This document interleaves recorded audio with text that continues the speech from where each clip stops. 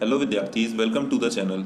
Today we will be discussing about a confusing topic of chemistry, matter, and I will make sure your all confusion doubts will be cleared. So stay with us till the end. So let's start. So what is matter? Everything in our surrounding is a matter. हर चीज़ हमारे आसपास की एक matter है. We can classify it by a definition. Anything which occupies space and have a definite mass is called matter. Mass means weight. और light और sound matter में count नहीं किए जाते हैं क्योंकि इनका कोई डेफिनेट मास नहीं होता है.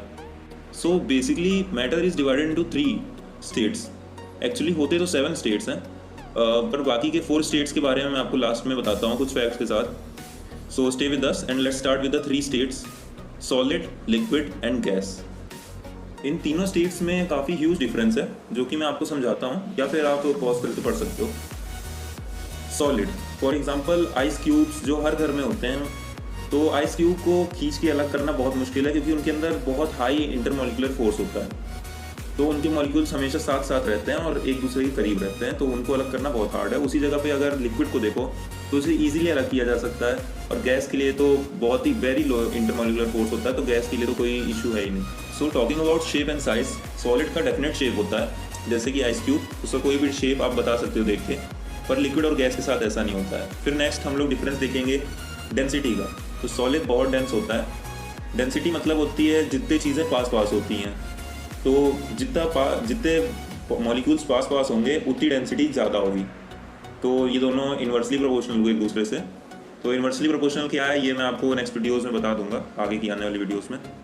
वाटर भी थोड़ा डेंस होता है पर उतना सॉलिड जितना नहीं होता है, पर और एयर बिल्कुल डेंस नहीं होती है, तो फिर उसमें very low density you can write it as. और 3 डिफरेंस बहुत हैं कहीं पे भी बताने के लिए.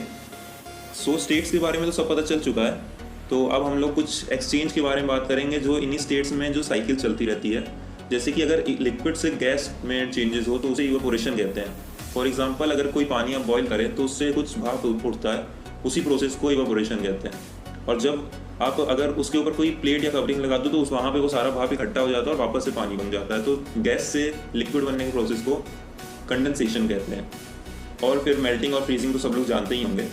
और कंफ्यूजिंग टॉपिक है सब्लिमेशन. तो सब्लिमेशन क्या होता है? जो सॉलिड डायरेक्टली गैस में कन्वर्ट हो जाते हैं, जैसे कि नेफ्थलीन बॉल्स हैं, कैम्फर है, कैम्फर टपूरो कहते हैं, ये डायरेक्टली सॉलिड से गैस में चेंज होते हैं, तो इस प्रोसेस को सब्लिमेशन कहा जाता है. तो यहाँ पे ये टॉपिक ख़त्म होता है और हम लोग ने सारे एक्सचेंजेस पढ़ लिए हैं. पर लास्ट के 4 स्टेट्स जो मैंने उस टाइम नहीं बताए थे उनके बारे में मैंने उस टाइम इसलिए नहीं बताया था क्योंकि उसके बारे में अभी ब्रीफ स्टडी नहीं हुई है. अभी उसे साइंटिस्ट हमसे स्टडी कर रहे हैं उसके बारे में, और हो सकता है आने वाले टाइम में वो हमारे कोर्स में ऐड हो जाए. तो उन 4 स्टेट्स का नाम होता है प्लाज्मा, जिसे आयनाइज प्लाज्मा भी कहा जाता है, क्वार्क ग्लूऑन प्लाज्मा और बोस आइंस्टीन कंडेंसेट, और लास्ट होता है फेरमोनिक कंडेंसेट. तो जो पहला है प्लाज्मा, जो कि आप देख सकते हो इमेज में, ये ऐसा दिखता है और इसे आयनाइज प्लाज्मा कहते हैं. और इसके पीछे रीज़न है क्योंकि बहुत ज़्यादा हॉट होता है. इसे हर चीज़ में पाया जाता है, इसे यहाँ तक कि सन तक में पाया जाता है. और मैटर की 99% थिंग्स में प्लाज्मा प्रेजेंट होता है और 99% बहुत ही ह्यूज रेशियो है. फिर नेक्स्ट आता है क्वार्क ग्लूऑन प्लाज्मा. ये अराउंड 4 ट्रिलियन से 6 ट्रिलियन पे डिग्री पे गर्म करने के बाद इसको बनाया जाता है. ये हॉटेस्ट मैटर है अर्थ का. इसको आप कंपेयर कर सकते हैं, ये 1 लाख टाइम्स ज़्यादा हॉटर है कोर ऑफ अर्थ से. So you can relate it. और फिर 3rd नंबर पे आता है बोस आइंस्टीन कंडेंसेट. ये Albert Einstein and Satyendra Nath Bose ने मिलकर बनाया था. सत्येंद्र नाथ बोस इंडिया के पहले ICS या फिर कहो तो ब्रिटिश टाइम के पहले IAS ऑफिसर थे इंडिया के.